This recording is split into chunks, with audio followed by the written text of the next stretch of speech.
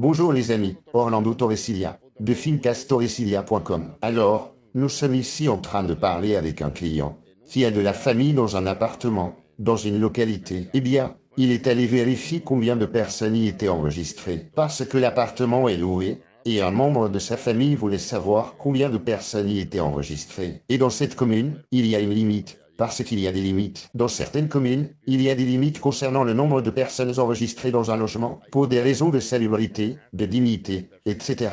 Car il ne peut pas y avoir de suroccupation. Donc, dans cette commune, c'est 7 personnes. C'est bien ça? 7 personnes par logement. Eh bien, dans ce cas, bien sûr, le contrat de location a été signé il y a des années. Non. Oui, 8 ans. 8 ans. Et combien de personnes figuraient dans le contrat de location? Eh bien, exactement, il y avait 8 personnes. Non, pardon, le contrat avait été établi initialement pour 4 personnes.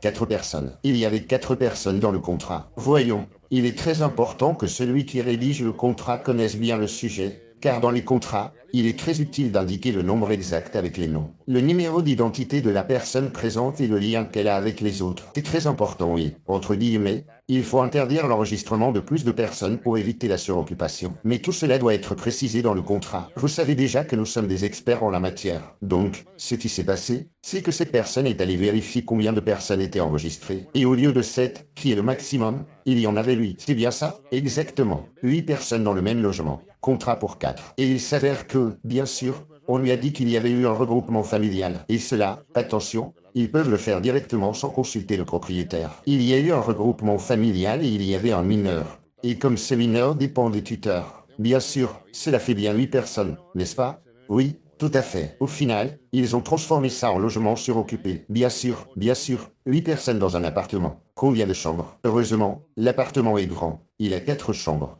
Mais tout de même, cela fait 8 personnes. Oui, donc voyez à quel point c'est important lors de la rédaction des contrats, de vérifier les personnes présentes, de choisir les profils, etc., etc., etc. Pour toute question à ce sujet, écrivez-nous sur WhatsApp au 69302392210, avec le plus 34 si vous nous contactez depuis l'étranger, par appel vidéo, pour très peu de frais. Nous pouvons essayer de vous aider avec notre expérience dans ce secteur, qui, parfois, peut vraiment être infernal. Donc, à très bientôt dans une prochaine vidéo, si Dieu le veut. Tout est correct, n'est-ce pas? Oui, correct. Et un grand merci. Merci. On reste en contact. Merci. Bonne journée.